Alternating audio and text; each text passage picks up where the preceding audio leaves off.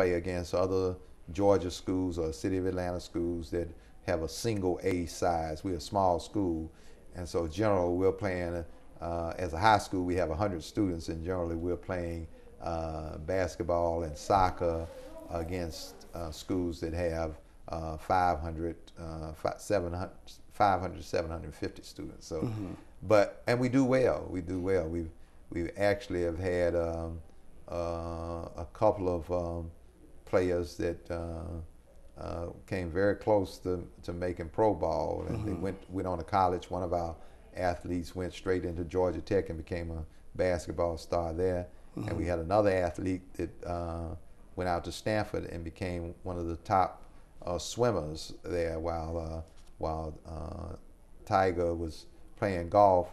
Sabir Muhammad was a 6'8" swimmer out at Stanford, and he just missed the Olympics in 2002.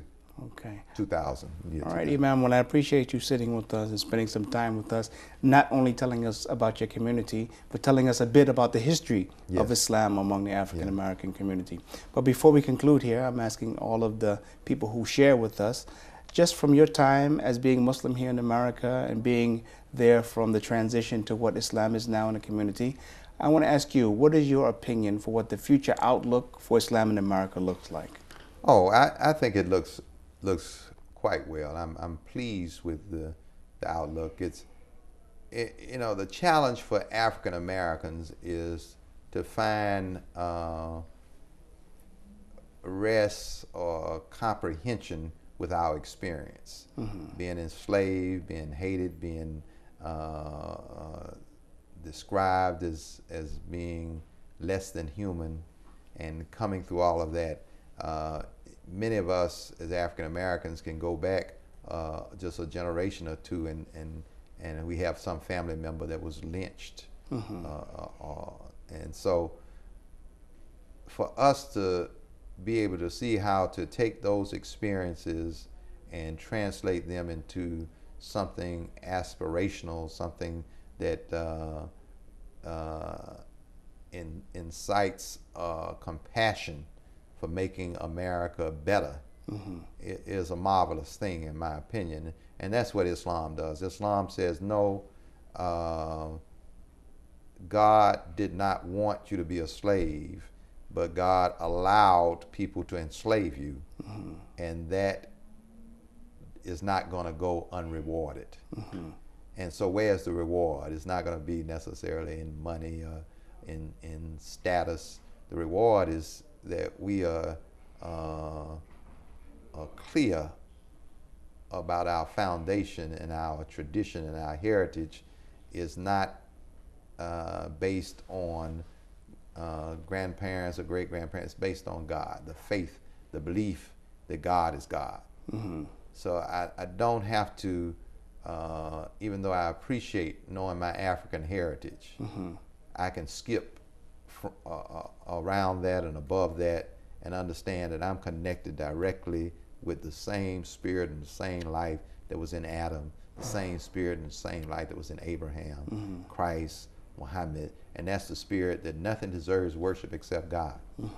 Not my parents, not my grandparents, nothing deserves worship except God. And once you find comfort in that, then you see that everything, even the bad, even the worst of experience, there's something to be gained from it. So I feel more American than most people. But beyond feeling American, I feel more a citizen of the world. But more than feeling a citizen of the world, I feel as a servant of God. And that's really where all of us are after, trying to find our purpose for existence, trying to find our destiny, trying to live in our potential. And that all of that comes from God. And so I feel good about Muslims in America, the idea of democracy. The good thing about America is that it never feels like it is done developing and growing. Many people call it an experiment, but Americans know that this is not the end of things, that we're trying to become more, we're trying to become better. And I believe that Islam will bring America to a higher level of appreciation for everything that America is. Imam, I want to thank you very much for sitting with us and sharing your insight about Islam in America and some of the history of Islam among the African American communities.